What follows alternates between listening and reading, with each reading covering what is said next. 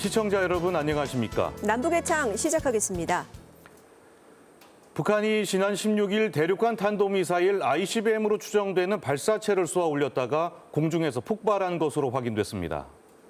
신형 ICBM 화성 17형은 미국 본토까지 타격이 가능한 것으로 알려져 있는데요. 조만간 북한이 추가 발사에 나설 가능성이 높습니다. 한미 군 당국도 강경 대응을 예고했습니다.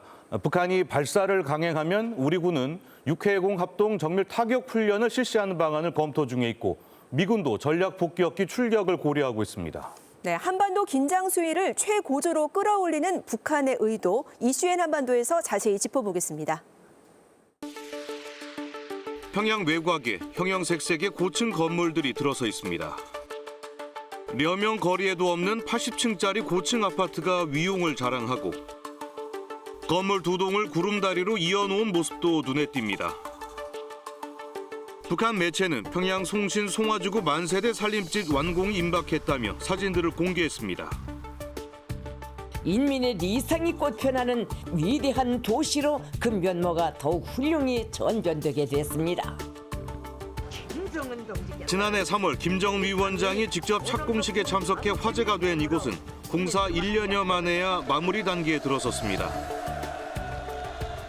건설 현장을 직접 시찰한 김 위원장은 김일성 주석 110번째 생일인 다음 달 15일까지 집들이를 할 수 있도록 완벽하게 마무리하라고 지시했습니다.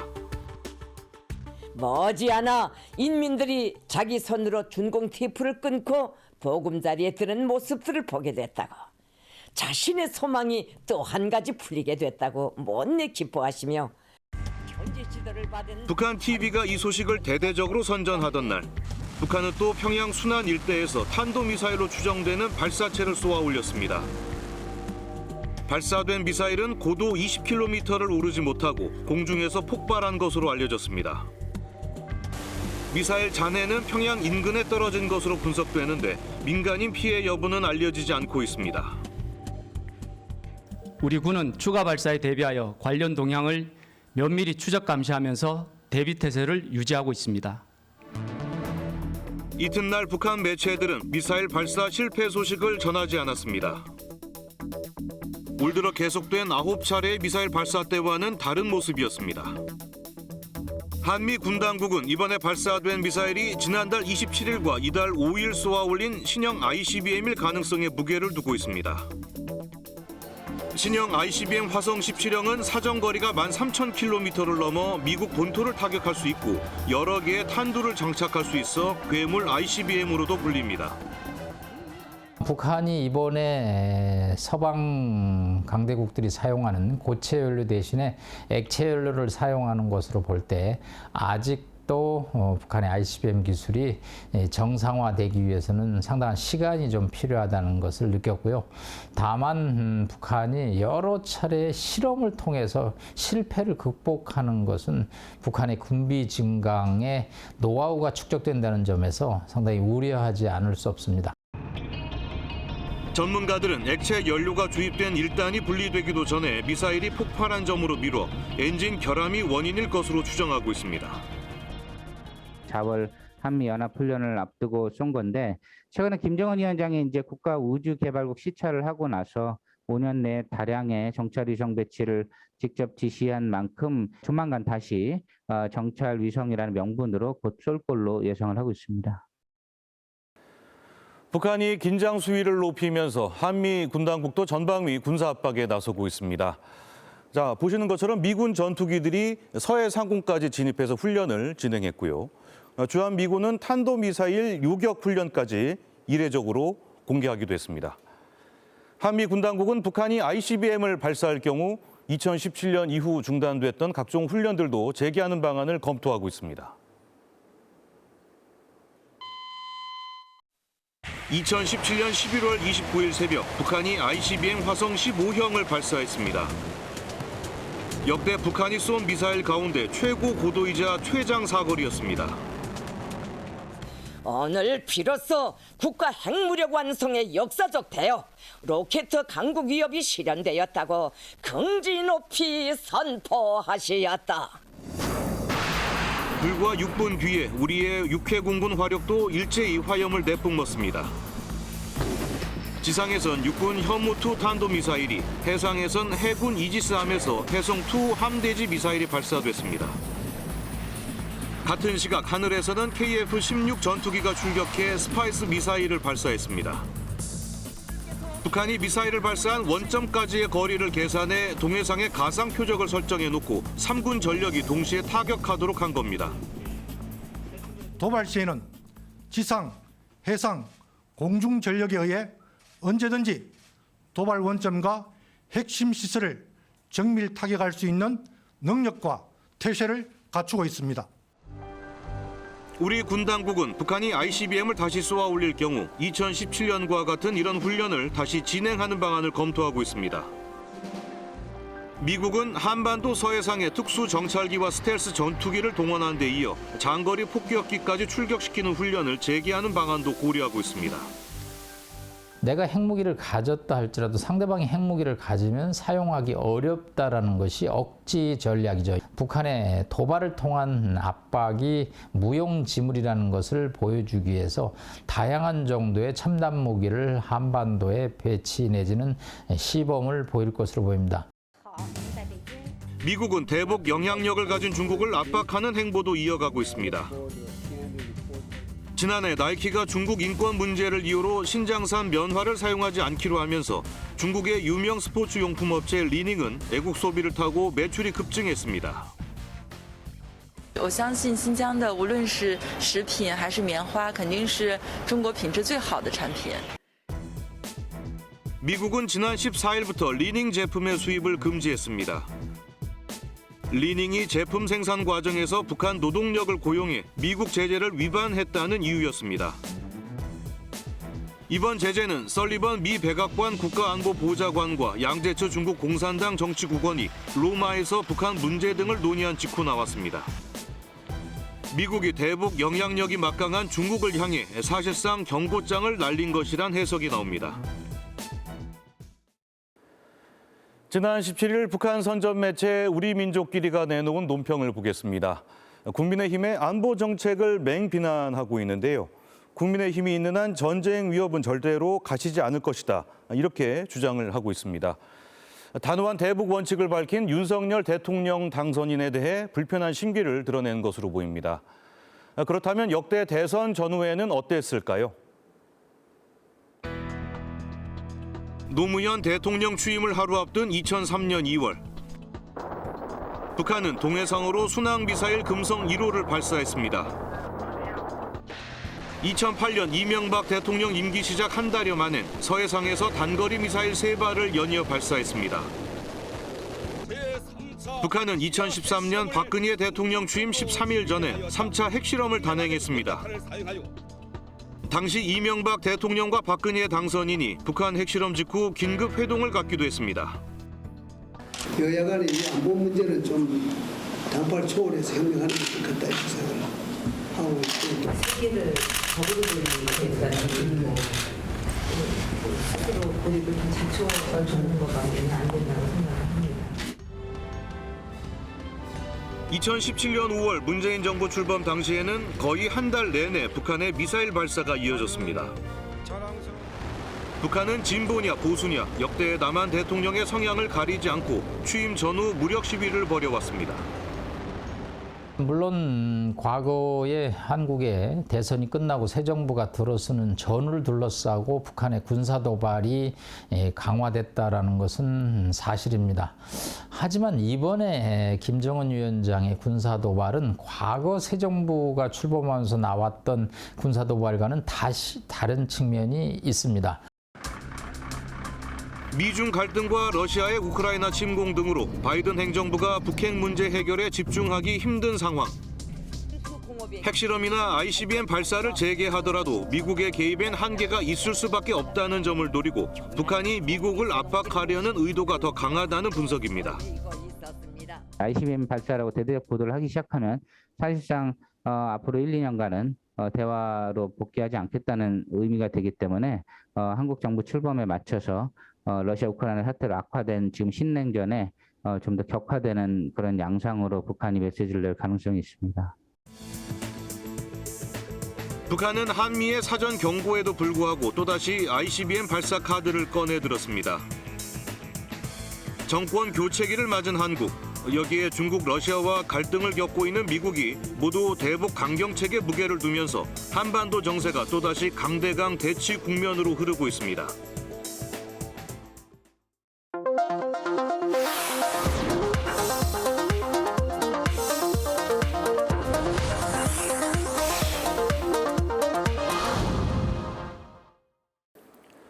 최근 북한의 강경 행보는 방금 보신 군사 분야에만 국한된 것은 아닙니다.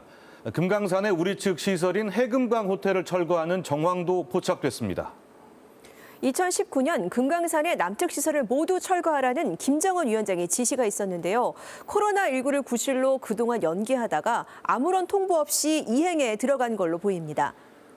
북한은 남북 화해 상징이던 금강산 시설까지 철거하면서 정권 교체기 남한 정부를 압박하려고 애쓰는 모습입니다. 이번 주 클로즈업 북한에선 민족의 명산인 금강산의 어제와 오늘을 짚어보겠습니다. 1998년 11월 동해항 2만 8천 톤의 현대 금강호가 실향민과 관광객 1,400여 명을 싣고 북한 장전항으로 떠났다.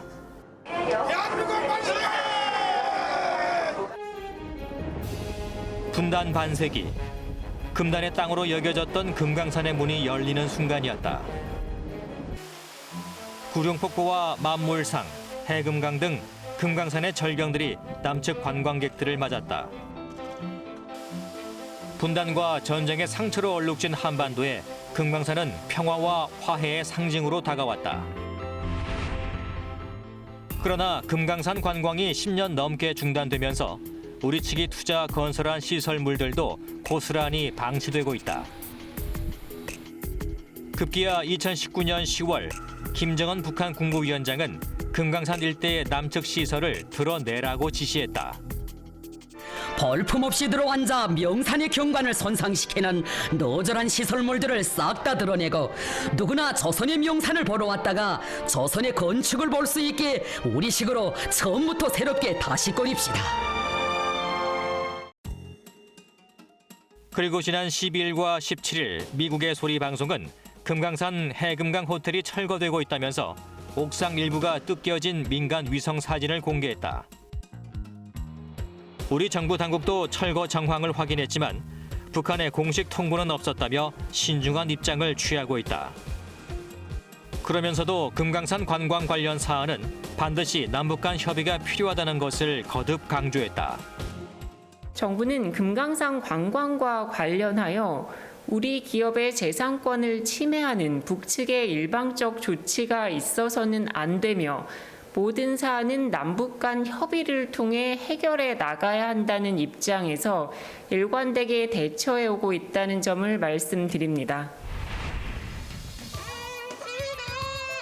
남북 간 긴장이 높아진 상황에서도 금강산 관광만큼은 남과 북의 공동 관심사이자 대표적인 협력 사업이었다.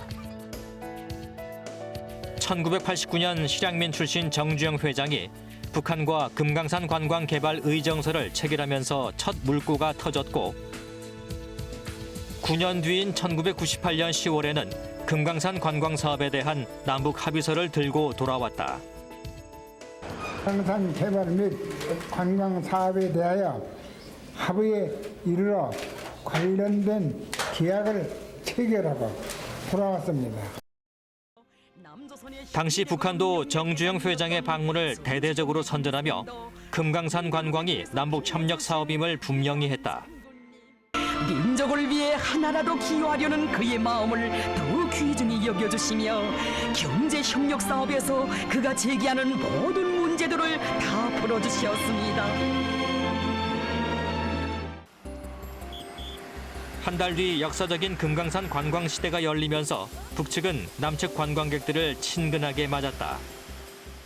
기념실이라고 선생님들 사진을 계속 찍으시는데 기념으로 될 만한 사진 저한테 보내주셔야지 제가 사진을 찍. 열흘 선생님들만 가지. 보내줄 수 있죠. 살아고는 살아있는 산. 같이. 이름도 아름답고 금강이라네. 금강이라네. 박수. 우리 가수보다 더 나은데? 아유 또 비행기도 또. 2003년부터는 본격적인 육로 관광이 허용되면서 사업 시작 7년 만인 2005년 누적 관광객이 100만 명을 돌파했다. 남북한 사이에 여러 우여곡절에도 불구하고 금강산 관광객이 오늘로 100만 명을 돌파했습니다. 이때만 해도 하루 평균 2,000명의 남측 관광객이 금강산을 찾았다. 평양 옥류관 금강산 분점이 문을 열고 대규모 가족 호텔과 골프장 건설도 진행됐다. 가족 여행을 왔거든요. 그러니까 저희가 이렇게 온 것처럼 다른 모든 저희 국민들도 가족들과 같이 주말에나 평일에도 언제든지 그러나 2008년 7월 뜻밖의 사건으로 금강산 관광 사업에 제동이 걸렸다. 관광객 통제 구역을 지나 북측 군 경계 지역에 진입한 남측 관광객 박광자 씨가 북한군의 총격으로 사망한 것이다. 우리 정부는 재발 방지를 위한 당국 간 합의를 요구했지만 북한은 미온적인 태도로 일관했고 남북 관계까지 급격히 얼어붙었다. 우리는 북한이 지난 7월 11일 발생한 금강산 관광객 피격 사망 사건을 해결하기 위해 반드시 필요한 진상조사에는 응하지 않고 대신 납득할 수 없는 조치들을 취한 데 대해 유감스럽게 생각합니다. 관광객의 안전이 확보되지 않은 상황에서 금강산에 관광객을 보낼 수 없습니다. 남과 북이 돌파구를 찾지 못하는 사이 북한은 현대아산의 독점 사업권을 취소했고 금강산에 상주하던 남측 인원도 전원 철수했다. 하지만 금강산 관광이 남북 협력 사업이라는 인식은 여전했다. 관광은 중단됐지만 이산가족 상봉 행사는 금강산 이산가족 면회소에서 이루어졌다. 2018년 9월 평양 공동선언에서도 남북 정상은 금강산 관광 재개는 물론 각종 시설도 복구하기로 합의했다. 환경이 조성되는 대로 개성공단과 금강산 관광 사업의 정상화도 이루어질 것입니다. 2달 뒤 현대그룹과 북한 아시아 태평양 평화위원회는 금강산 관광 20주년을 맞아 남북 공동기념 행사를 열고 10년 만에 금강산의 절경을 공개하기로 했다. 드디어 얼어붙었던 한반도에 봄이 오고 있습니다. 이곳 금강산에도 훈풍이 불어오고 있습니다. 금강산 관광의 문은 다시 열려야 합니다. 금강산은 우리 교례의 마음속에 천하제일의 명산뿐 아니라 통일의 상징으로 더욱 소중히 자리잡게 되었습니다. 김정은 위원장 역시 이듬해 신년사에서 조건 없이 금강산 관광을 재개할 용의가 있다고 밝혔다. 남녘동포들이 소망을 헤아려 아무런 전제 조건이나 대가 없이 개성공업지구와 금강산 관광을 재개할 용의가 있습니다. 하지만 남북은 아직까지도 관광 재개 합의에 이르지 못했고 북한은 일방적인 철거에 나섰다.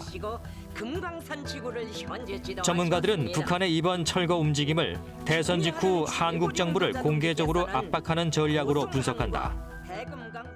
문재인 정부의 남은 임기 동안 또는 새로운 정부가 들어섰을 경우 당선자가 미국을 좀 더 설득해서 북한이 레드라인을 넘지 말도록 북한 손을 잡아주도록 남측이 더 설득해달라. ICBM 발사 준비와 핵시설 가동 재개 움직임으로 미국을 압박하면서 남측에도 강수를 두고 있다는 것이다.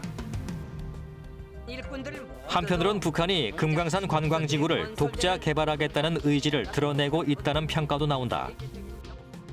2011년에 이미 국제관광계획을 금강산 국제관광계획을 세웠고요.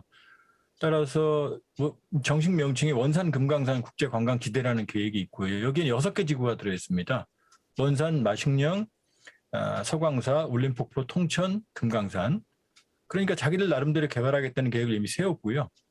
따라서 그 일정에 따라서 지금 철거에 들어가는 간 것으로 봐야 된다 이렇게 볼 수 있고요. 2014년 6월 실제로 북한 당국은 최고인민회의를 통해 원산 금강산 국제관광지대 개발을 공식화했다.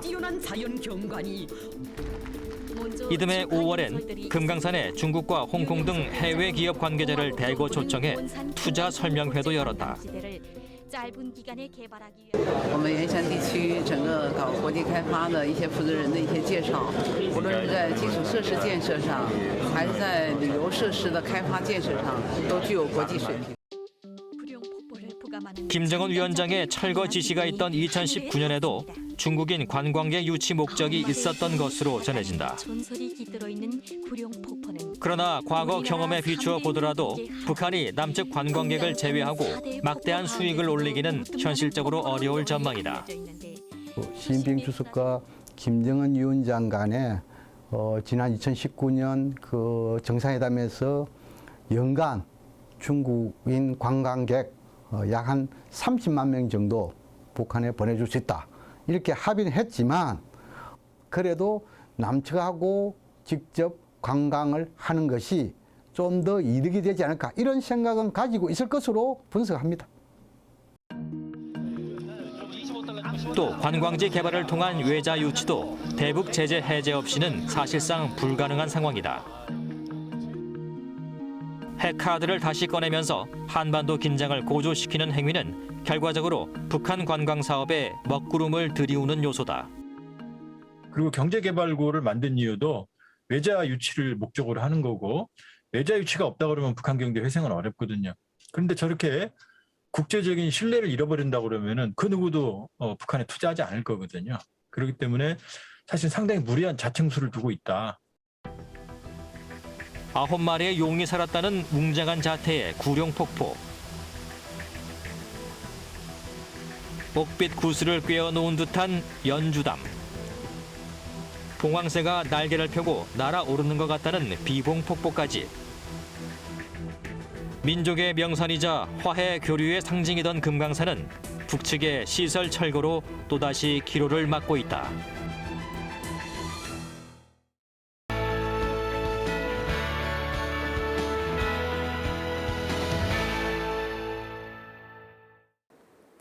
북한도 완연한 봄 날씨에 전국 곳곳에서 산림 복구 전투가 벌어지고 있습니다. 김정은 위원장이 최근 식수자를 심은 전나무 주변은 이 기념구역으로 설정이 돼서 우상화에 활용하는 모습인데요. 주로 어떤 나무를 심고 있는지 북한의 식목 현장으로 가보시겠습니다. 최근 대대적인 나무 심기 행사가 열렸던 평양 화성지구. 김정은 위원장과 김여정 부부장 등 최고위 간부들이 총출동해 초급 당 비서대회 참가자들과 나무를 심었습니다. 북한 당국은 김 위원장이 심은 전나무 주변을 노란띠로 두르고 기념구역으로 설정했습니다. 북한 노동신문은 이곳을 찾는 주민들 발길이 끝없이 이어지고 있다면서 주변에 10,000그루 이상의 나무를 더 심었다고 전했습니다. 김정은 동지께서는 몸소 심으신 전나무를 배경으로 식수 참가자들과 함께 불멸의 화폭을 남기시었습니다. 이처럼 북한 전역에서 봄철 나무 심기 전투가 벌어지고 있는 상황. 조선중앙TV는 나무 심기가 곧 애국이라면서 경제적 효과가 큰 나무를 심어야 한다고 강조하고 있습니다. 그런데 북한에선 주로 소나무와 전나무 등 침엽수를 심는다고 하는데요. 소나무와 같은 수성이 좋은 나무들을 마련해서 자기가 사는 고향과 마을, 일터와 주변 사람들이 애국의 마음을 안고 정성껏 심고 있습니다. 수직으로 곧게 자라는 침엽수는 북한에서도 건설 자재나 가구 재료로 유용하게 쓰이고 있습니다. 특히 일각에선 석탄을 대체할 에너지원으로까지 꼽히는 상황이어서 침엽수의 경제적 가치가 높은 것으로 평가되는데요. 우리 문덕군에서는 군안의 모든 산들을 황금산, 보물산으로 개조하기 위한 나무 심기가 힘있게 벌어지고 있습니다. 하지만 최근 발생한 울진 삼척 산불 때도 확인된 것처럼 침엽수는 산불에 취약한 단점을 갖고 있습니다. 송진에 포함된 기름 성분 때문에 한 번 불이 붙으면 쉽게 꺼지지 않는다고 하는데요. 대대적인 산림 녹화 사업에도 불구하고 북한도 대형 산불이 발생할 가능성을 배제하기 어려워 보입니다. 북한에서 태권도의 위상은 어느 정도일까요? 태권도를 가르쳐주는 3D 영상 프로그램이 새로 나왔다고 합니다. 이 영상을 보면서 누구나 쉽게 동작을 따라할 수 있다고 조선중앙TV가 선전했는데요. 지금 함께 보시겠습니다. 태권도 툴 교육 프로그램 주먹을 뻗는 태권도 동작을 선보이는 가상 캐릭터. 개발에서 중점을 둔 것은 최근 북한에서 새로 출시된 태권도 교육용 프로그램입니다. 그 선수 애호가들 교육단위로서 직위된 무기들을 참작해서 이번에 태권도 툴 교육 프로그램 조선의 태권도 2의 1.0을 새로 개발했습니다. 그래서 우리 위원회에서는 이 프로그램엔 틀이라고 불리는 북한 태권도 품새가 급수별로 담겨 있는데요. 어느 각도에서든지 동작을 보고 따라할 수 있게 3차원 영상 기술을 적용했습니다. 기존 프로그램에 실전 자료 화면을 추가해서 기능을 더 향상시켰다고 하는데요. 태권도 전장에 자주 와서 국제경기들에서 높은 순위 들고 우리 인민들과 많이 친숙해진 전문 선수들의 특기 기술을 그대로 모의했습니다. 북한 매체는 이 프로그램을 통해 누구나 마음만 먹으면 태권도를 쉽게 배울 수 있다고 선전하고 있습니다. 특히 호신술처럼 실제 상황에 써먹을 수 있어야 한다면서 태권도 생활화를 강조하고 있는데요. 유치원 때부터 태권도를 배우는 어린이들도 늘고 있습니다. 자녀의 심신을 단련시킬 수 있어서 학부모들도 태권도 교육에 만족하는 모습인데요. 밥도 잘 먹고 건강도 옛날 발신도 더 좋아지고 앞으로는 자기가 더 몸도 나고 키도 크고 태권도를 열심히 훈련해서 자기가 영웅까지 돼갔답니다. 우리 민족의 녹과 기상이요. 태권도는 북한의 주요 기념일마다 어김없이 매체에 등장합니다. 우리나라 태권도와 달리 배 위에 기왓장을 놓고 깨거나 철근을 구부리는 등의 다소 과격한 동작이 눈길을 끄는데요. 우리 인민들 속에 태권도를 보급하고 이 과정을 통해서 우리 민족 제일주의 정신을 높이 발휘해 나가도록 하려고 합니다. 북한 매체는 동방예의지국의 고상한 품성을 배울 수 있다면서 태권도 대중화를 독려하고 있습니다. 지금까지 요즘 북한인이었습니다.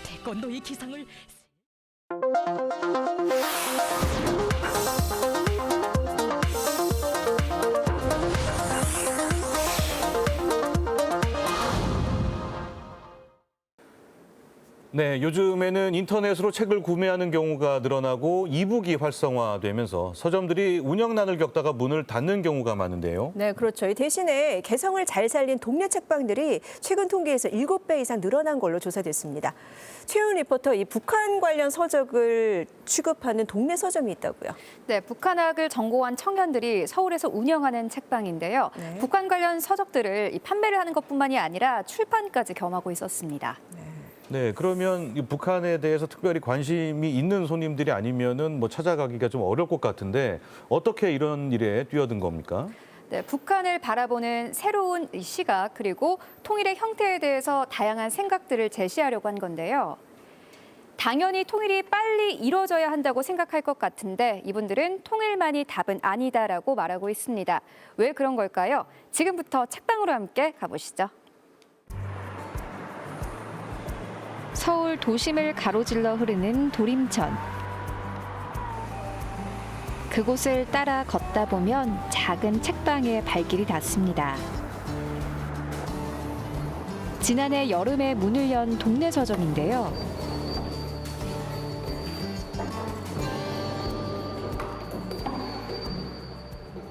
안으로 들어가자 다양한 북한 관련 서적들이 눈길을 사로잡습니다.